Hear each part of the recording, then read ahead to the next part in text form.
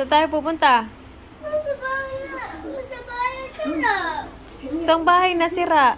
Nasa na. Bakit tayo pupunta doon? Ano ba? Sabi ko na nga, malis na tayo. Ba't nagagalit ka?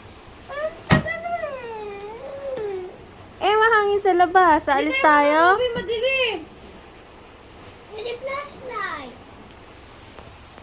Bakit naman? Ba't pa gusto niyo doon? Walang ilaw doon. Walang wifi doon. Ano mo na talaga nakita amin? Wala rin kuryente doon. Alam na. Alis na tayo kahit gabi? Maglalakad ka lang? Lalagay mo yung cellphone ng ilaw. Cellphone mo. Eh, paano kung tangayin ka ng hangin sa labas? Lahat ka na nga. Tapos medyas. Ha? Mahata ka medyas. Tapos jacket. Hahatakin na lang kita ng medyas? Tsaka jacket? Lalaro ka lang doon eh. Ayan na nga si Bagyong Karding, oh.